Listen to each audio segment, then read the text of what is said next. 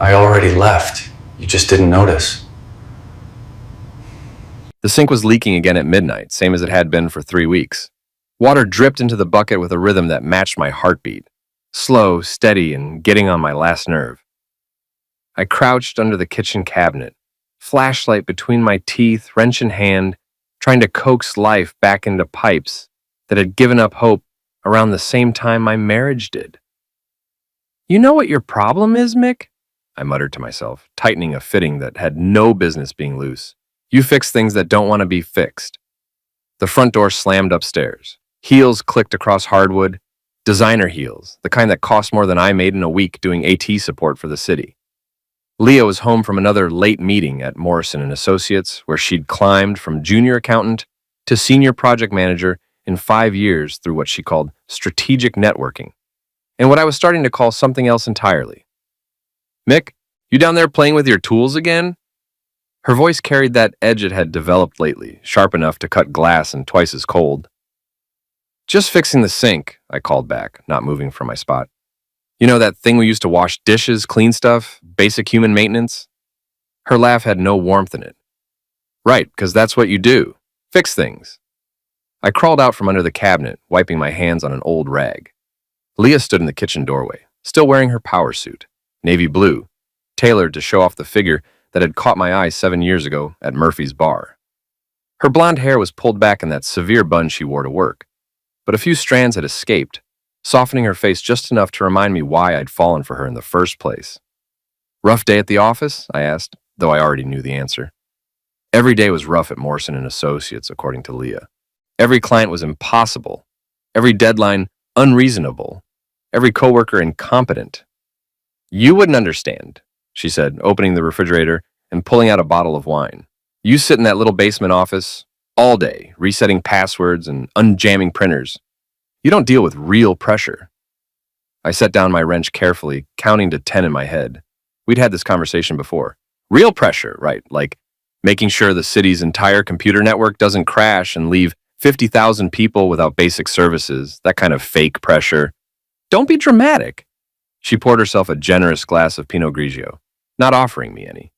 "Victor says the private sector is where the real challenges are. Government work is just safe." Victor, there it was. Victor Drazek, her colleague at Morrison & Associates, former college football player, drove a BMW, wore suits that cost more than my monthly rent. Victor, who had opinions about everything and the bank account to back them up. "Victor says a lot of things," I replied, keeping my voice level. "Most of them about himself." Leah's eyes flashed. "He's successful, Mick. He understands ambition, drive, the willingness to do whatever it takes to get ahead." "Whatever it takes, I repeated. Interesting choice of words. She took a long sip of wine, studying me over the rim of her glass. "You act like I owe you loyalty or something. Like I'm supposed to limit myself because you're content fixing sinks and babysitting computers." The words hit like a physical blow. I stared at her for a long moment, this woman I'd married, this stranger wearing my wife's face. "Loyalty," I said finally. "Yeah, I guess I did think marriage came with some of that. Silly me. The return policy's expired anyway," I added, turning back to my tools. She set down her glass hard enough to slosh wine onto the counter. "What's that supposed to mean?" "Nothing, Leah. It doesn't mean anything." I packed up my toolbox, suddenly exhausted. "I'm going to bed. Try not to wake me when you come up." "I might not come up at all," she said to my back. "I might just sleep in the guest room. Give us both some space to think." I paused at the kitchen door. "Think about what?" But she'd already turned away, refilling her wine glass. I climbed the stairs to our bedroom, my bedroom, apparently, and lay awake listening to her move around downstairs until nearly 3 in the morning. 2 weeks later, she was gone. The divorce papers were filed on a Tuesday. By Friday, I'd changed the locks, forwarded her mail to her sister's place in Albany, and started sleeping through the night for the first time in months. The house felt bigger without her constant criticism echoing off the walls, quieter without her phone calls to Victor that always seemed to happen when I was in the room. I was getting used to the peace when she showed up at my door at midnight on a Saturday, looking like she'd been through a blender. Her designer clothes were wrinkled, her perfect hair hanging loose around her shoulders, but it was her hands that made me step back, knuckles scraped raw, fingernails broken, a purple bruise spreading across her left wrist like spilled ink. Jesus, Leah, what happened to you? She pushed past me into the living room, pacing like a caged animal. I need to explain about Victor, about everything. You don't owe me any explanations, I said, though I closed the door behind her. We're getting divorced, remember? You made that pretty clear. It wasn't supposed to happen. The words tumbled out of her in a rush. It was just supposed to be drinks after work, networking, you know? But he kept ordering more wine, and he was so charming, so interested in what I had to say. He made me feel important. I leaned against the wall, arms crossed. Get to the point, Leah. We slept together. She stopped pacing, faced me directly. Once, just once, but he recorded it. On his phone. I didn't know until afterward. The room went very quiet. Outside, a car drove past, headlights sweeping across the window. He recorded you. He said it was just for fun, just between us. But then he started making demands. Wanted me to leave you, move in with him, said if I didn't, he'd send the video to everyone at work. To you. To my family. I studied her face, looking for the lie. Leah had always been good at manipulating the truth, bending facts until they served her purposes. But the fear in her eyes looked genuine, and those bruises on her hands were real enough. So you left me for him? No. She stepped closer, reaching for me.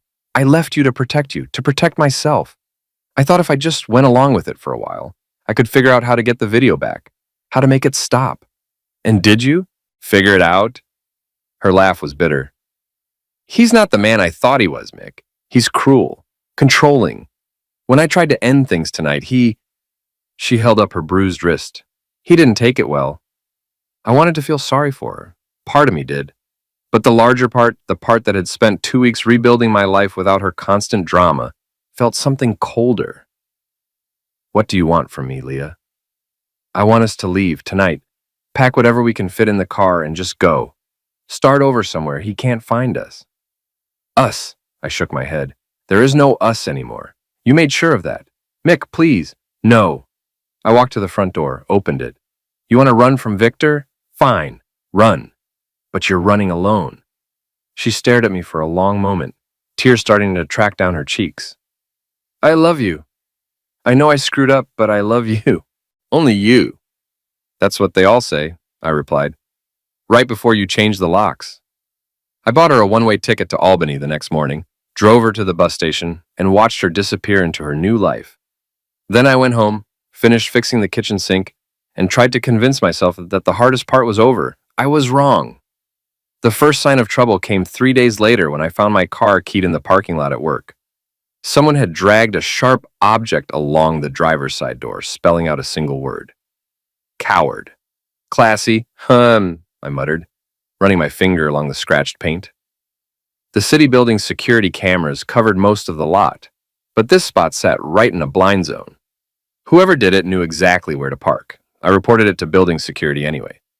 More for the paperwork trail than any real hope of catching the culprit. Dave Martinez, the head of security, was an ex-cop who'd known my family for years. He looked at the damage and shook his head.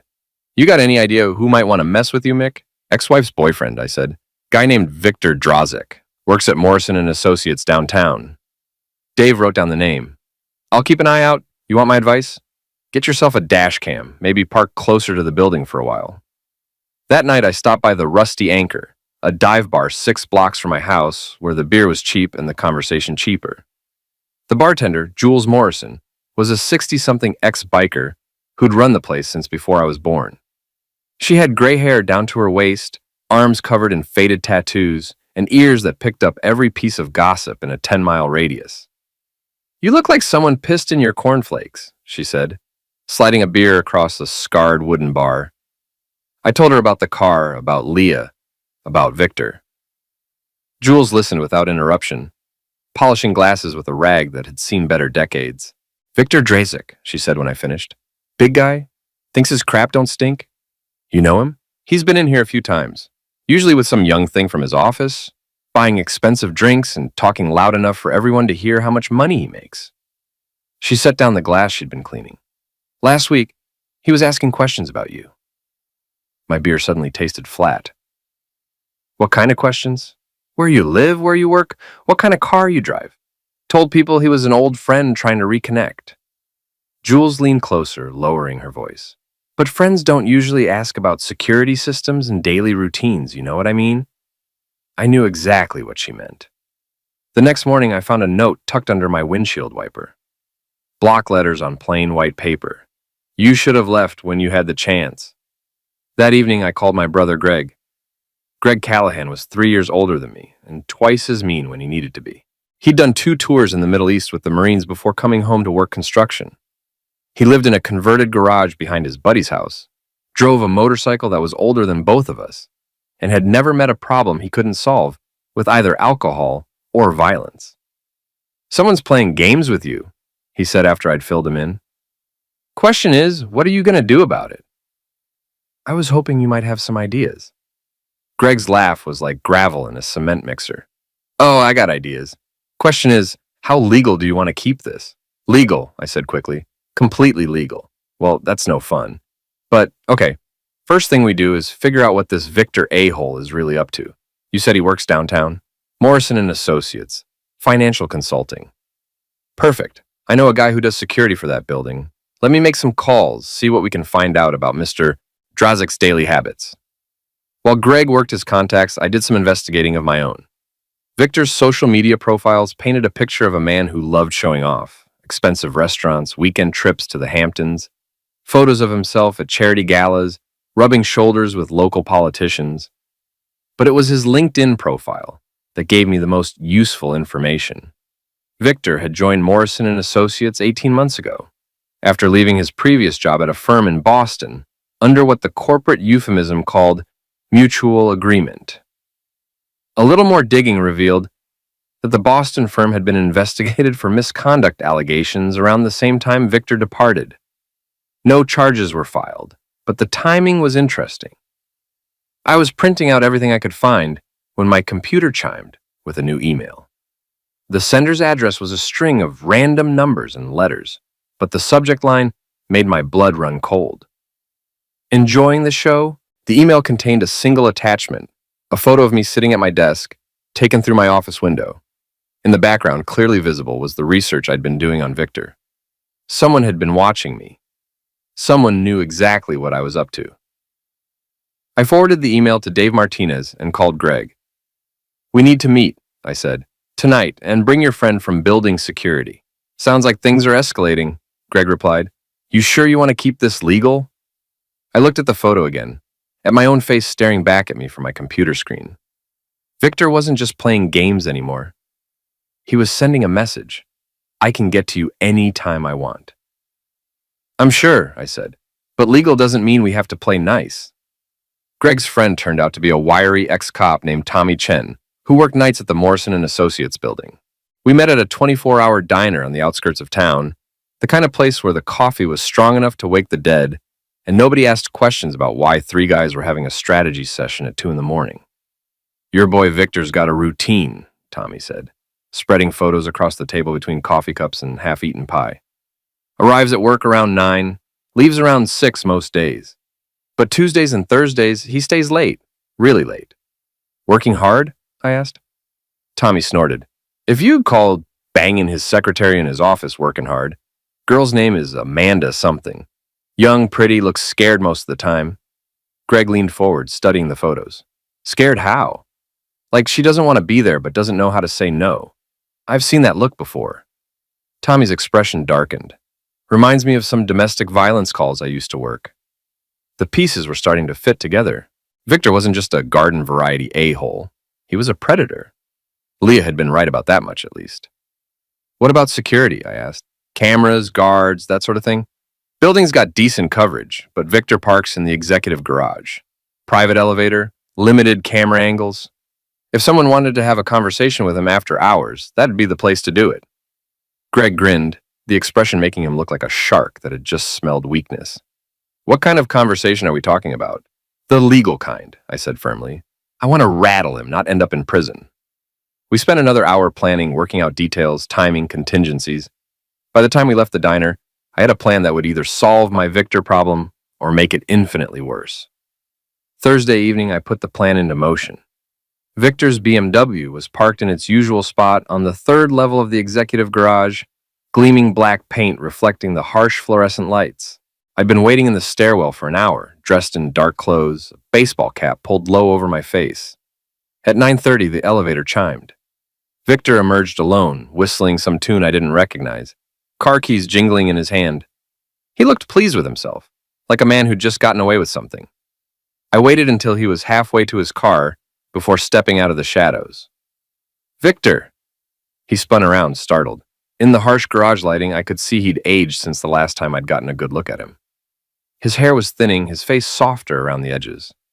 Success had made him comfortable, complacent. Mick. He recovered quickly, straightening his tie. What are you doing here? We need to talk. I don't think we have anything to discuss. He turned back toward his car, but I moved to block his path. See, that's where you're wrong. We've got lots to discuss. Like why you've been following me, why you keyed my car, why you think it's okay to threaten me. Victor's expression shifted, the polite mask sliding away to reveal something uglier underneath. Threaten you? I think you're confused, friend. I haven't threatened anyone. The notes, the emails, the photo of me at my desk.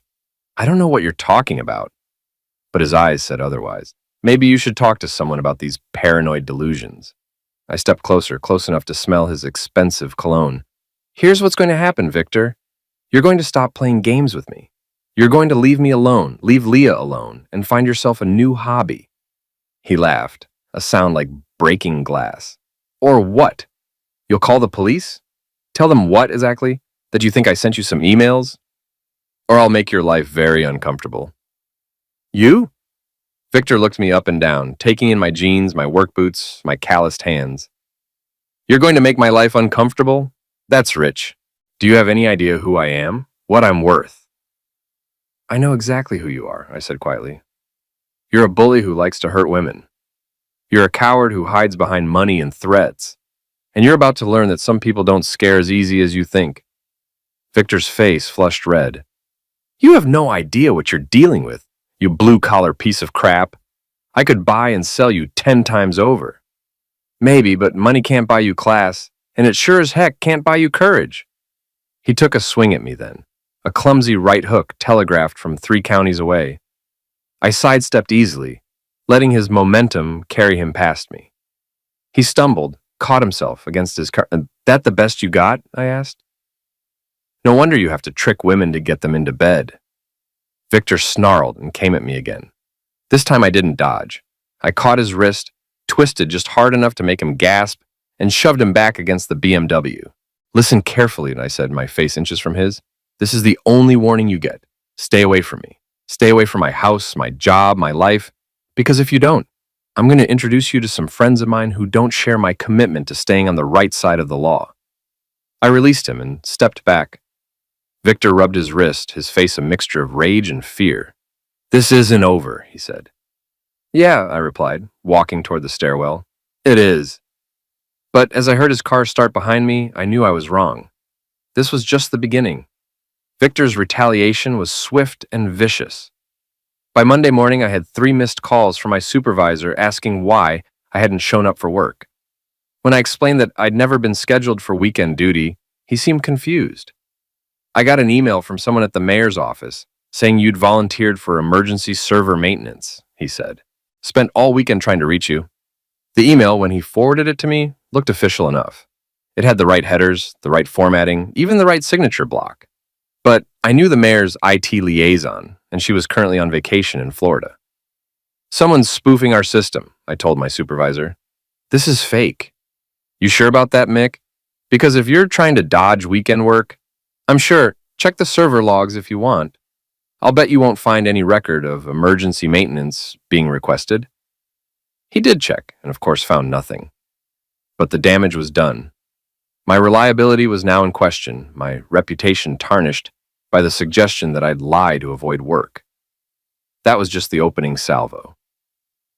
Over the next week, Victor launched a campaign of harassment that was both sophisticated and petty. He signed me up for dozens of spam mailing lists. He left bad reviews for local businesses, using my name and contact information. He called my landlord claiming to be a concerned neighbor reporting loud parties and possible illegal activity. None of it was illegal, exactly. All of it was designed to make my life miserable. But Victor's biggest mistake was underestimating my resources. Guy's got skills, Greg admitted when I showed him the fake emails and forged documents Victor had been circulating. But he's sloppy. Look at this. He pointed to a line of code in one of the email headers. Metadata is still there. This was sent from a computer at Morrison and Associates, probably his office machine. Can we prove it? Better than that. We can use it. Greg had been busy building a network of allies. Tommy Chen was feeding us information about Victor's movements and habits, and Jules at the Rusty Anchor was spreading carefully chosen rumors about Victor's character and business practices. Even Dave Martinez at City Security was helping, documenting every suspicious incident and building a paper trail that painted Victor as an unstable stalker. But our biggest break came from an unexpected source, Victor's secretary, Amanda. She approached me in the parking garage of a shopping mall, looking over her shoulder like she expected to be followed. Up close, she was younger than I'd thought, maybe 25, with dark circles under her eyes and a nervous habit of picking at her fingernails. "You're Mick Callahan," she said. It wasn't a question. "Depends who's asking." "I work for Victor Drazek. I know what he's been doing to you." She glanced around again, then pulled out her phone. "I've been documenting everything. The fake emails, the harassment campaign, all of it.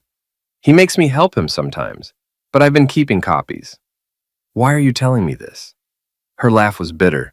"Because he's a monster, and I'm tired of being his victim. He thinks he owns me, thinks he can do whatever he wants because I need this job."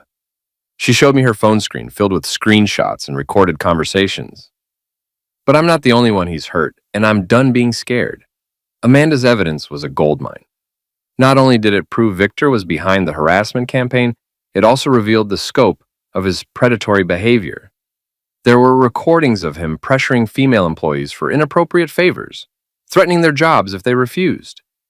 There were emails discussing ways to discredit business rivals and former girlfriends. There was even a conversation where he bragged about breaking Leah and driving her out of town. "This is enough to destroy him," I said, scrolling through the files. "That's the idea," Amanda replied. "But I can't be the one to do it. If he finds out I'm the source, he'll ruin me. I need someone else to make the first move." I looked at her, this young woman who'd risked everything to hand me the tools I needed to fight back. "What do you want in return?" "Just promise me he'll never hurt another woman the way he hurt me. The way he hurt your wife." "Ex-wife," I corrected. "And yeah, I can promise you that." That night, I called a meeting with my team. We gathered at Greg's place, spreading Amanda's evidence across his kitchen table like generals planning a battle. "This is it," Tommy said, studying a particularly incriminating email thread. "This is how we take him down." "Question is," Greg added, "how public do we want to make this? We could leak it to the press, post it online, really humiliate the bastard." I thought about it, weighing revenge against consequences. Victor had made my life heck for weeks, but destroying him completely felt like crossing a line I wasn't ready to cross. We do it clean, I decided. Professional. We give the evidence to the right people and let the system handle it. The system that let him get away with this crap in the first place? Greg shook his head. "Sometimes you're too nice for your own good, little brother." "Maybe, but I'm not Victor.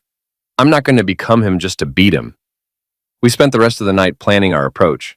By morning, I had a strategy that would expose Victor's crimes without making me a criminal in the process. It was time to end this. The Morrison and Associates building looked different in daylight, less imposing than it had during my midnight confrontation with Victor. I walked through the marble lobby like I belonged there, wearing my best suit and carrying a briefcase full of evidence that would end Victor Drazek's career. The building directory listed the company's offices on floors 12 through 15. I took the elevator to 14, where Amanda had told me I'd find the Human Resources Department. Sarah Kim, the HR director, was a sharp-eyed woman in her 40s who listened to my story with the kind of professional attention that suggested she'd heard similar tales before. I laid out the evidence methodically: the harassment campaign, the forged emails, the recordings of Victor abusing his position. "This is quite serious," she said when I finished. "These allegations, if proven true, would constitute grounds for immediate termination and possible criminal charges." "I'm not looking for revenge," I told her. I just want it to stop. And I want to make sure he can't do this to anyone else. She nodded, making notes on a legal pad. We'll need to investigate these claims thoroughly. That may take some time. I understand, but in the meantime, I'd like to request that Victor be suspended pending the investigation for the safety of your other employees. Sarah Kim studied me for a long moment. You really believe he's dangerous? I know he is. That afternoon, Victor was called into a meeting with HR and building security. According to Tommy, who watched the whole thing from the security office, Victor denied everything at first. But when they played Amanda's recordings, his denials turned to threats, then to desperate bargaining. By 5 o'clock, he was cleaning out his desk. I was waiting in the parking garage when he emerged, carrying a cardboard box of personal belongings. He looked older than he had a week ago, deflated, like someone had let all the air out of him. You think you've won, he said when he saw me. I think it's over. It's not over. I have lawyers, I have connections. I'll fight this. With what money? They froze your accounts pending the investigation. And those connections you're talking about, they're not going to want to be associated with you once the story gets out. Victor's face went pale. You leaked it to the press. I didn't have to. Amanda did that herself. Seems she had a friend at Channel 7 who was very interested in her story. I stepped closer. You made one mistake, Victor. You assumed everyone was as weak as you are. You assumed wrong. He set down his box and took a step toward me, hands clenched into fists. For a moment, I thought he might actually try to fight me again. But then the elevator chimed, and Tommy Chen emerged with 2 other security guards. Problem here, gentlemen? Tommy asked pleasantly. Victor looked at the guards, then at me, then at the box of his belongings sitting on the concrete floor. This isn't over, he said again, but there was no conviction in it. Yeah, I replied, it is. I watched him load his box into the BMW and drive away. Then I took out my phone and called Leah. She answered on the 3rd ring, her voice cautious. Mick, it's over. I said, Victor's finished. He can't hurt you anymore. There was a long pause. What did you do? What needed to be done? Legally and properly. I saw the news report. They're saying he might face criminal charges. That's up to the district attorney, but yeah, probably. Another pause. Thank you. Don't thank me yet. We still need to talk. About what? About us. About what happens now. I was hoping... She trailed off on me. I was hoping maybe we could try again. Start over. I looked out across the city, lights beginning to twinkle in the gathering dusk. A month ago, that's exactly what I would have wanted to hear. But a month ago, I'd been a different person. I don't think so, Leah. But Victor's gone. The threat is over. We could what? Pretend none of this happened? Pretend you didn't choose him over me? Pretend you didn't leave me to deal with the mess you made? I was scared. I made mistakes. You made choices, and now you have to live with them. I could hear her crying on the other end of the line. Part of me wanted to comfort her, to tell her everything would be okay. But that part was getting smaller every day. I loved you, she whispered. I know, but love isn't enough, is it? Not when you don't have trust. Not when you don't have respect. So that's it? 7 years of marriage and you're just walking away? I'm not walking away, Leah. I already walked. You just didn't notice. I hung up and drove home to my empty house, where the sink worked perfectly and the only drama was whatever I chose to watch on TV. 3 days later, Victor Drazek was arrested on charges of harassment, extortion, and inappropriate conduct. The story made the front page of the local paper, complete with photos of him being led away in handcuffs. Amanda got a new job at a competing firm with a 20% raise and a boss who treated her like a professional instead of prey. She sent me a thank you card with a picture of her smiling at her new desk. Leah moved back to town a week after Victor's arrest, but she didn't contact me. I heard through Jules that she'd gotten a job at a small accounting firm across town, that she'd cut her hair short and stopped wearing designer clothes. Greg said I should feel sorry for her. Tommy said I should feel victorious. Jules said I should feel whatever I felt and not worry about what anyone else thought. But the truth was, I didn't feel much of anything. Victor was gone, Leah was someone else's problem, and my life was my own again. The house was quiet, the sink worked, and nobody was trying to make me into someone I wasn't. On a Friday night, 3 weeks after Victor's arrest, I was having a beer at the Rusty Anchor when Leah walked in. She looked different, smaller somehow, less sure of herself. She saw me at the bar and hesitated like she was trying to decide whether to leave or stay. Finally, she walked over. "Hi," she said. "Hi, can I buy you a drink?" "I've got one." She nodded, ordered a beer for herself. We sat in silence for a while, watching the other patrons play pool and argue about sports. "I'm sorry," and she said finally, "for all of it.